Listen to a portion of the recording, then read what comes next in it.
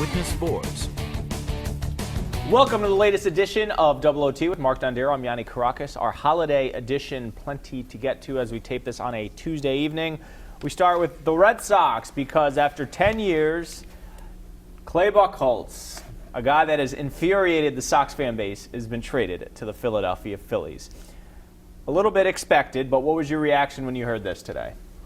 I put up a GIF on Twitter of the movie Elf of him dancing in the basement. That drunk. was actually your reaction. That was the mirror into my reaction. Yes, I was happy to see Clay Buchholz move on. I wish him well. I wish him luck. But it was time. He had been the elder statesman of the Red Sox pitching staff for too long.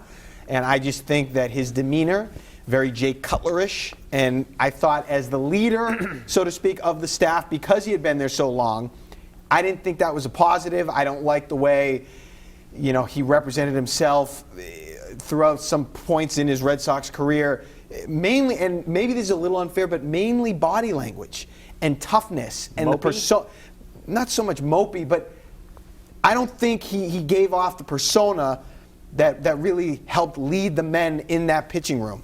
So I think that it was something that the Red Sox had to do in order to create a new culture for that pitching staff with Chris Sale coming in. All right, logistically they had to do it because they had 7 starters.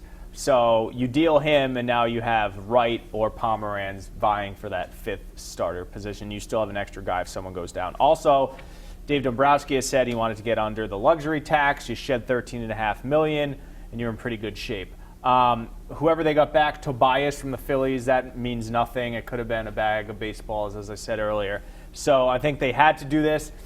And you know what? You just have to sometimes, when your buddy's dating a girl who is pretty and cool and she's psychotic and you want him to dump her and he just hangs on to her, you just got to cut it loose. The Buchholz thing has been going on for far too long. He's far too average, too inconsistent, always hurt. And so frustrating because you'll see glimpses like a couple years ago, the first half, he's at an all-star level and then he falls off completely and he goes into the DL because of a, nick on his thumbnail, and it's just can you be a little bit tougher? So I'm glad this happened. They have some depth in starting pitching. Now listen, if they didn't have Pomeranz and he was your 5 or 6, I think you probably keep him for $13.5 for insurance because he wasn't that bad last year, even though he went to the bullpen. $13.5 million is a lot of money. Yeah. So I think they had to do it, and the injuries were really what bothered me. He was so not dependable, so fragile. It was just again, for me, pitching is about horses, and especially when you get to the postseason, those are the guys that win. The toughness, the big lugs that can go out there and throw hard and get guys out with fastballs. His style of pitching was, he threw hard, but he was wiry, he was skinny, he was susceptible to injury. And like I said, I just didn't think he represented the culture that I want my pitching staff to have. He was factored into that whole chicken thing too, right? Beer and chicken back and forth. So I just didn't think, as the leader, by default, because he'd been there the longest, I don't like him as the leader of the staff. So I'm happy that they will move on from him and hopefully get and establish a new culture within that pitching staff. Brings us to our next question. So from here, let's look back. Did Clay Buchholz overall have a successful career with the Red Sox? Would you call it a success? All right, I don't think he reached his full potential, but I will call it a success. He was a September call-up in 2007, part of that World Series team, although he didn't pitch in the postseason, part of the 13 team, and I think, surprise, he was injured, but he gave a solid 4 innings in Game 3 or 4 in St. Louis that they needed because they didn't have, the way it's set up, they didn't have a lot of depth there. 2 All-Stars, but Mark, if you look at his career record in Boston, 81-61, that's a really good winning percentage, a sub-4 ERA. So in totality, on paper, and that's why maybe perhaps the Red Sox are seduced by him every year, he has decent stuff, he pitches pretty well, low ERA, but so I'd call it a success overall. A couple World Series. He's a 3. At the end of the day, if we had just known, all right, Buchholz is your 3 or your 4 every year, maybe even a 5, and we lowered the expectations. In 2015, when they tried to pawn him off as the ace, that was a joke. But in general, I don't look back on his career, with any sort of remorse. I think it was with his, you want the homegrown guys like the Lesters and the Ellsburys to stay in Boston. Here's another guy that won't end his career, but, these are the times we live in. I thought he had a successful career here with the Red Sox. I didn't think it was mind-blowing. There are some parallel. I think he is a very, if you wanted to make this argument, and people will yell at me for making this argument, I think you could make an argument that he's a very, very, very, very poor man's Rob Gronkowski in terms of he had talent, but was always kind of injured. Yeah. The big difference is that Gronk is fun-loving and perceived as more tough than Clay Buchholz. The injuries Gronk has had have been more devastating, obviously more severe. That's the nature of football. But a guy with talent that didn't really see it all to its full potential because he was often on the disabled list. But yeah, if you gave me his resume at the end of his career with the Red Sox, you'd probably take it. All-Star games, would you say 2 of them? Yep. 2 World Series, although he didn't contribute, he was a huge factor in them. And a no-hitter. So that's a pretty good career if you're Clay Buchholz. The problem was the inconsistency, the demeanor, and the way he, when you become the leader of the clubhouse, so to speak, right, the way you react and act as the leader, I didn't love it. And 2 good things for us here in the sports department. We don't have to spell his name anymore. In fact, it's spelled wrong right now. 2 C's instead of 2 H's. And when he's pitching, it's a 4-hour game because he is such a slow worker. He'll go 5 innings over the course of 2 hours and 15 minutes, so that would screw us for highlights. To tell you the truth, I don't even think he was worthy 2 segments here, but that's okay. Switch to football. Patriots acquired a receiver, Michael Floyd, from Arizona, highly touted coming out of college, has had some issues, including a DUI just last week. A bit of a surprise picking up a guy this late in the year, paying him $1 million for essentially 3 games. That being said, what do you expect him to contribute to the Pats? I expect not that much. I have low expectations for Michael Floyd. I think he'll have a better chance of becoming Reggie Wayne than he will Martellus Bennett. Obviously, Bennett comes in with a full off season and all that. But he could help. I don't hate it. Obviously, I would have preferred he didn't get a DUI and wasn't, asleep at the wheel at an intersection of a vehicle. But I think it could help, but I just don't have high expectations. I'm listening to what Tom Brady's saying on the radio, kind of hesitant in his praise or his endorsement of the deal.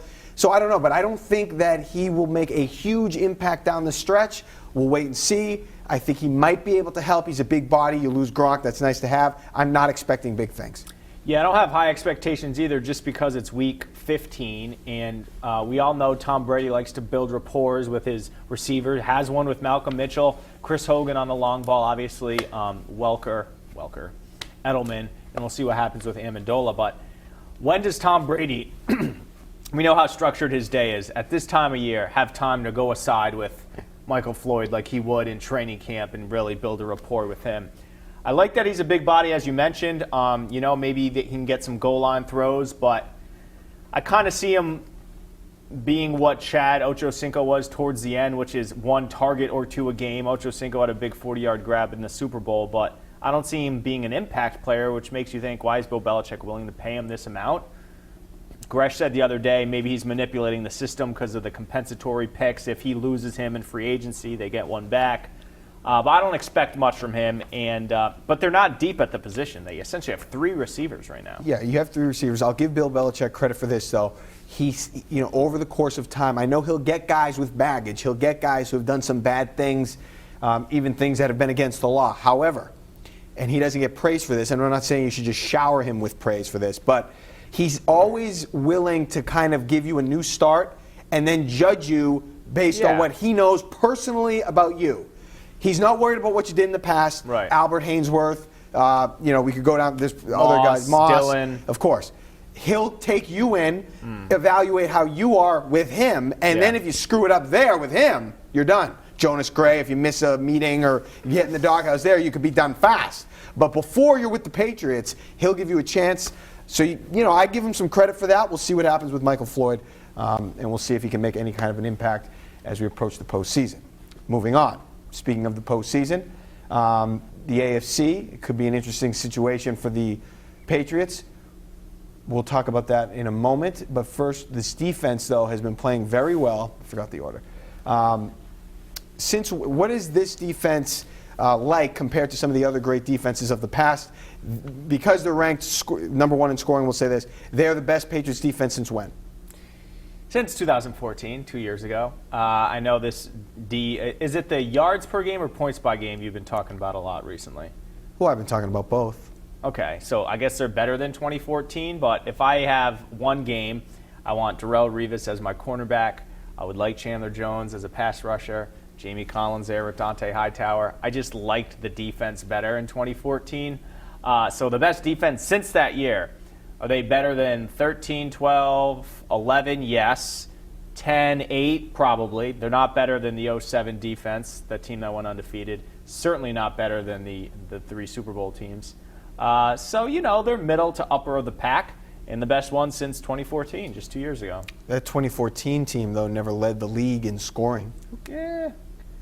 Who do you like more as a defense? We didn't like this defense 3 weeks ago, and granted, they've turned the corner. I'm just playing devil's advocate. If they hold opponents to under 10 points, like the other team's offense, like they have with Baltimore and Denver, scores maybe a touchdown or two, then maybe we'll have changed this discussion. But I'm not ready to anoint them any sort of historical significance. The answer is that it's hard to answer this question right now. Yeah. In fact, I really didn't like the defense through most of the season. Right. And that includes San Francisco, where it supposedly was the big turnaround. Now, it was better, and they've been better since then, and I will give them credit for this.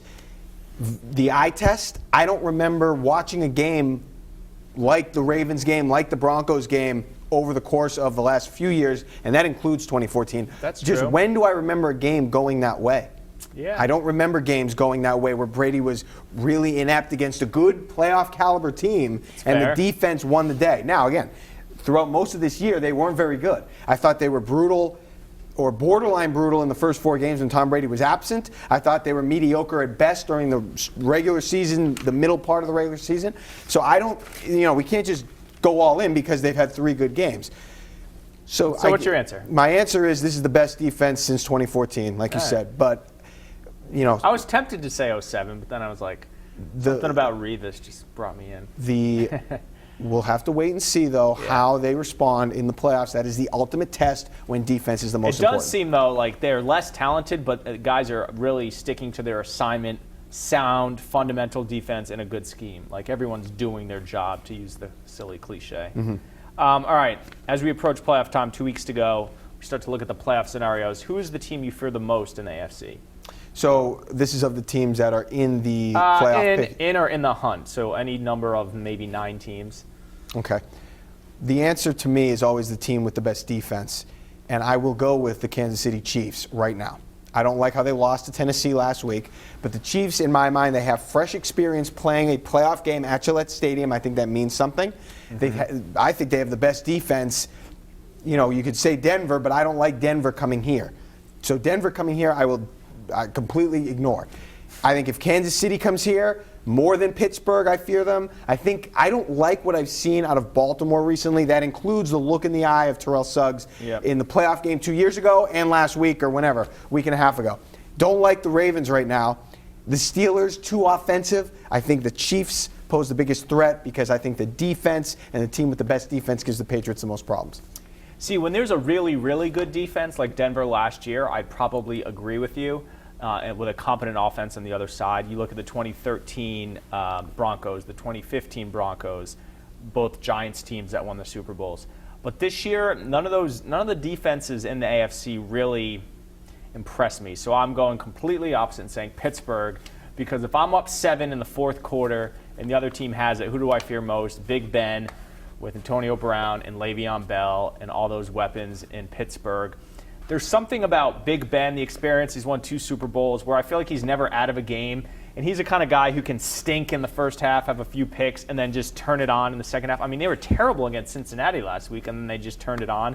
So, while it goes against, playoff hard-nosed defense rules, I'm going to go with Pittsburgh primarily because of their offense. I think you just fell into the trap. I think you fell into the quarterback sexy trap Sure. of offense. That's what I feel, though. Yeah, But who are other teams that have beat the Patriots over is Antonio Brown and Le'Veon Bell, they have all these weapons, and then what'll happen is, where do they go? Where are they? all of a sudden the defense is dominating on both teams. They're playing good defense. I mean, week 1 last year with Pittsburgh was a pretty close game. It was a pretty close game, and nobody dominated that game. Antonio Brown certainly didn't dominate that game. Pittsburgh, did they win handily? Well, Ben Roethlisberger wasn't playing, so you can't really make the full judgment there. I just think that's what we always do. It's always easy to fall in love with the offense and the quarterback because they're scary. But at the end of the day, the last couple of years have had good offenses and didn't do much in the playoffs, obviously. That's right. At the end of the day, and I don't have the stat in front of me, but when is the last time you remember an offense going into an AFC or NFC championship game and an offense putting up 40 points in the title game? Just doesn't happen. Now, yeah, of course, it depends on. We didn't even mention Oakland, by the way. Well, I don't count them either. Defense. Tush told you. Defense. Khalil Mack, you're not worried about him? One player. Belichick will have him so far underground at Gillette Stadium, nobody will even think about him. And the rest of their defense is average at best. Defense. All right. So let's move away from football. We've talked enough about football. But the next topic here, well, I guess we'll stick with football because this is sort of, it's not on the field, it's off the field. As far as the penalty that the New York Giants got for having walkie-talkies on the field, what are your thoughts on that? And did the penalty fit the crime for trying to have an extra way of communication once their initial line of communication went down? Absolutely not. This is against the quote-unquote integrity of the game that is so important to Roger Goodell. Something goes wrong with your communication. We've seen this a lot. Coaches say it happens at Gillette Stadium. It happens elsewhere. We remember Mike Tomlin complaining about it. You deal with it. You figure it out. I don't know. You call them to play like you would to a high school team. You can't just improvise and start using walkie-talkies or tablets or smoke signals. We know how strict the NFL is. So to not even adhere to the rules, but to be just creative in adjusting to it, 15,000 or 150,000. I mean, the numbers they're not relevant. Okay, so I think the penalty should have been worse, but should it have been a draft pick and 4-game suspension? No. See, everything perspective is so out of whack because of what they did to the Patriots. I think the texting calls from above, that was it the Browns that did that? The fake crowd noise in Atlanta, that stuff's more egregious than alleged, deflation of footballs when science, the natural gas law, tells you it could happen naturally. So I don't know what normal is anymore. I guess this is a normal fine, but I think it should have been worse. Should it have been a draft pick? No. So maybe 500,000 instead of 150,000. But should have been worse, but it shouldn't have been what the Patriots got, because what the Patriots got was so far and beyond anything we've seen that everything now just seems like nothing. I think it fit the crime, I guess. I mean, it's like you alluded to, this is such a mess right now, and the way the NFL operates is so disgraceful. It wasn't that big a deal, but if this was a different team, here's what I don't understand. If you have a 13-year-old and an 8-year-old, well, you're allowed to hold that 13-year-old to a higher standard and treat her differently or him differently than the 8-year-old. They're older, they know more, they've been around, they have different expectations. Fine. This is the NFL with franchises. I don't want to see one team, one franchise get treated differently than the other in these situations with discipline. Walkie-talkies. Okay, yeah, it was a bad move. And was it cheating? Are they cheaters? Asterisks? I'm not going there. No. But if this was the Patriots, people would go there. If this was the Patriots, we'd have writers from we all had across Deflategate too last week, and what happened? Nothing. All across the nation, they'd be writing about this, how Bill Belichick has been probably doing this in different ways for years, how the Patriots, just another way that they're playing with the rules and playing fast and loose and all that. This was, they got $150,000 and he got fined $50,000. I don't have a problem with that. I don't think it was that big of a deal what they were doing. I have a bigger problem with the way the NFL handles their discipline and the inconsistency that we've seen via Deflategate. An absolute disgrace. Once again, the NFL is a disgrace. Well, like we've seen also, the Giants, Steelers, are certain franchises that are in the good graces of the NFL, and the Patriots are not one of them. If this was the Patriots, do you understand that if this were the Patriots, this wasn't any really different than what they were doing? Equipment, violate, whatever. Right. Even the Spygate. It's all in the same thing. And by the way, if you think Ben McAdoo, pulled this out of his rear end, You don't think he's tried something else? Yeah, how did they finagle a walkie-talkie into a helmet that quickly? You don't think he's tried anything else behind closed doors, stuff we don't know? Everybody is doing stuff like this. It's not just the Patriots. They've just been like everybody else. They try to find ways to get an edge, and it just everybody is jealous of them. We go over this all the time. Just forget it, man. All right, we finished with it's the holiday season. Christmas is upon us. What would you get Bill Belichick if you were in his family or a Secret Santa? That's an easy decision for me. I would get Bill Belichick a onesie.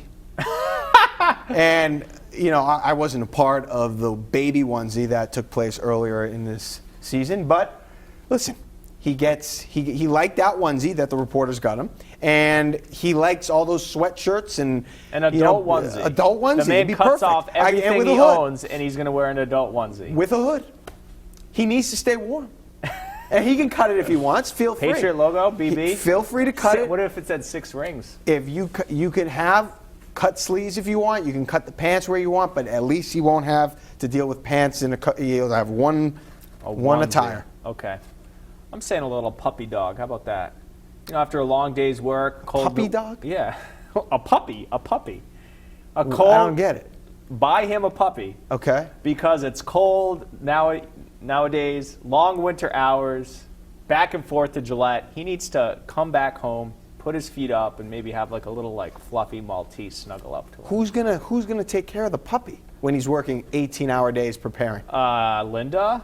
Or maybe Steven Belichick, the safeties coach. That can be. Does Linda want a puppy? I mean, you can't just throw a puppy on the girlfriend. I wouldn't mind Bill just carrying around a little puppy. No, it'd be a funny. The optics are there, but visual. Yeah, but I'll give him a little kiss when he walks in the door. Things like that. You know, just bring him down and bring the stress level down a notch. What would he name the puppy? Is a question. Lawrence Taylor. Maybe something like that. Yeah, Ernie.